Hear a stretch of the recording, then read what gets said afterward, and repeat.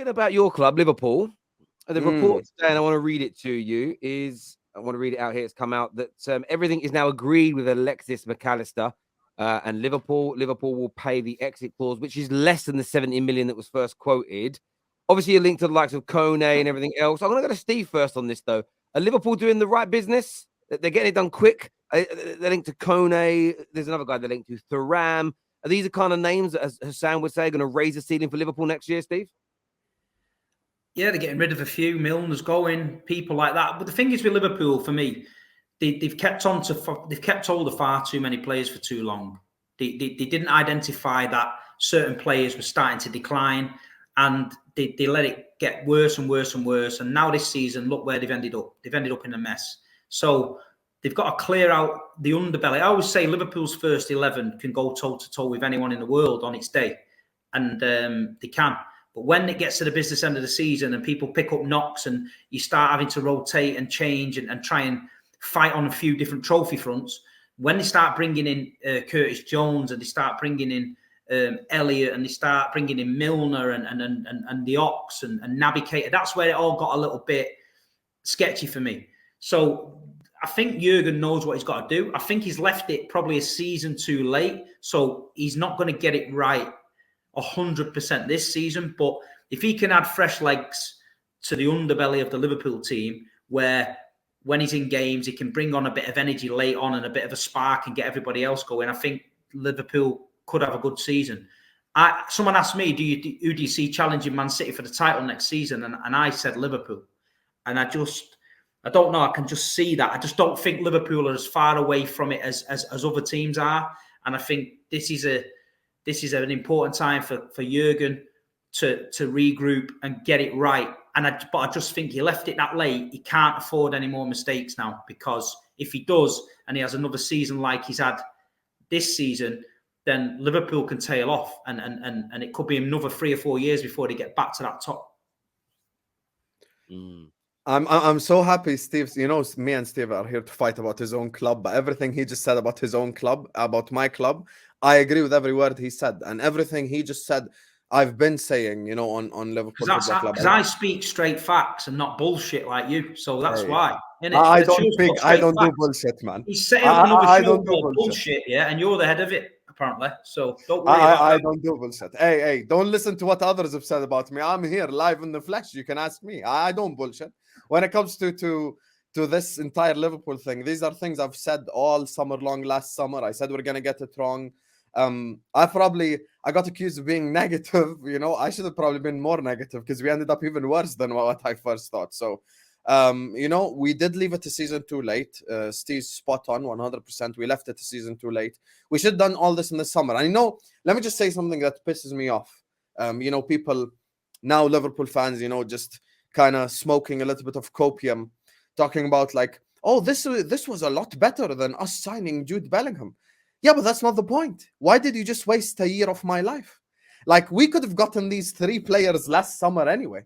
So why did we waste a year of our life waiting for someone? Whether he comes or he does not come is not even that's besides the point. All of these players that we're linked with right now, the likes of Kone, the likes of Thuram, the likes of even McAllister, whoever you want to bring to this table right here, right now, we literally could have signed last summer. So we just wasted a year on absolutely nothing. And we're just sat here currently in 5th place, with the Europa League as well. And you look at this entire situation and you're kind of sad there, like, bro, like all of these guys I could have got last summer anyway. But the one thing as well regarding the title race, this is something I've actually said as well on here, and I've said on kind of everywhere I've been on, even my own channel. I've said, look, people are underestimating Liverpool because you're not as far away as people think. Just because you finish 5th this season doesn't mean that you can't have a bounce back season next year. And I look at that Europa League thing, and if I'm being completely serious and objective, I don't think Jurgen Klopp is going to take it seriously probably until the knockout stages, which gives us essentially, in essence, a game a week, probably for, let's say, 7-8 months a year. Not a year, sorry, 6-7 months in next season. So we're probably going to be playing maybe, August till January. Then you've got, January, February, etc. So you're looking at a 6-7 month period where we really could probably just be playing our starters in the Premier League. And I think that could give us a significant advantage. And you know, me and Terry have had this conversation before, but when I look at the Europa League, for me, I'm not going to do, first of all, please don't compare us to Arsenal, comment section, because I know people are going to come directly, Arsenal, blah, blah, blah. Listen, when I say I've got bigger fish to fry, I hunt the shark down and I kill him and I eat him and I win the Premier League. If I was in Arsenal's position last season, I am currently sitting here as Premier League champion. This is the truth, because I don't see us folding like Arsenal fold. So had we been knocked out of the Europa League and we were 8 points ahead, I really believe let's assume for the sake of argument we lose at the Etihad, whatever. I'm not even going to argue that. I don't think we lose at West Ham. I don't think we lose at Southampton. I don't think these games that are games that win you the league. And I believe we win them. Now, as I've always said, there's 3 scenarios. If we're not in the title race, then I'd want us to take the Europa League seriously, because that's an additional trophy. If we are in the title race and miraculously, some way, somehow, we're like 15 points ahead of City, miraculously, please note, then also I'd like us to take it seriously. But if it's close, the third scenario is probably a likely one. If it's close between us and City, and we get to like April, March, whatever, May time, I really wouldn't want us to exert that much energy on the Europa League. I'm not trying to see Salah and Van Dijk wear the Europa League patch. I'll be honest with you.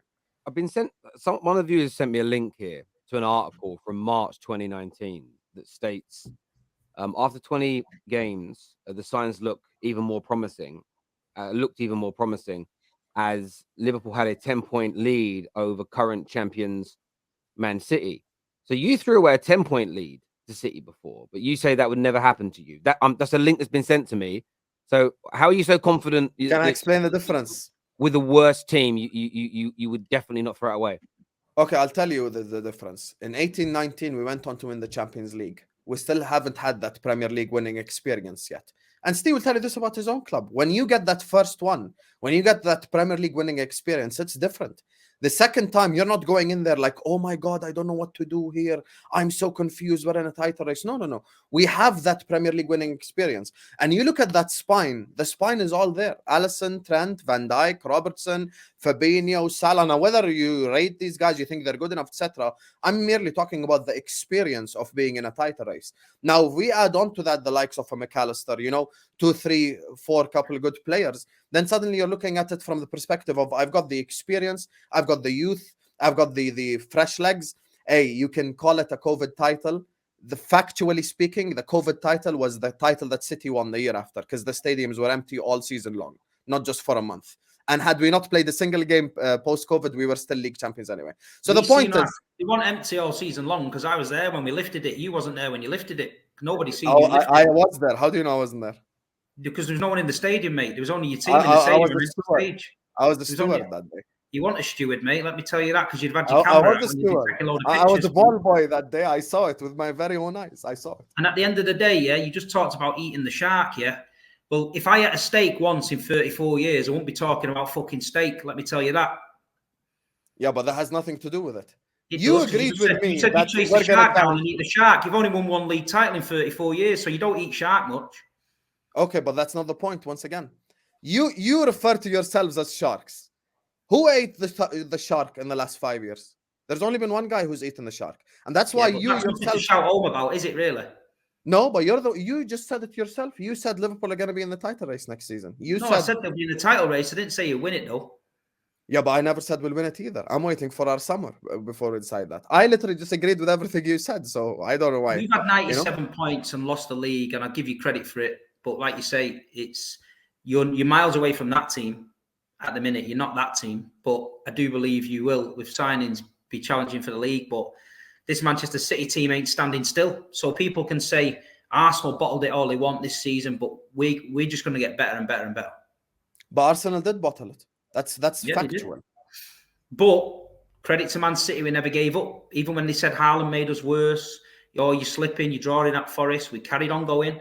Oh, you're going to be tired because Arsenal are out of every competition. Man City is still in the competitions. We carried on going and going. And in the end, we've rested the team for the last 2 games, to be fair. So, yeah, did they bottle it? Yeah. That's why I'm not having any Arsenal fans saying they didn't bottle it. You've got to admit and say, yeah, they did. But I think we're going to get better. I do. I think we're going to get better. We'll see, because teams usually do drop off a little bit after a three-peat. And when I say drop off, this is where I have to respect City a little bit. A City drop off is not a drop off by 15, 20 points. City dropping off could be a drop off maybe by 5, 6 points. And that could be enough for a team to go in there and win it. But listen, me and Steve agree anyway. So there's nothing to argue. We just agree. He just didn't like the delivery on the shark. But the truth is, over the last 5 years, there's only been one team to eat the shark. So I'm going to back the team that's had shark at least over the last 5 years against Pep Guardiola. So, that's what I'm saying. Yeah, I think we might change the name of the show to Straight Fish for a week. Be a bubble. Fishing weekly.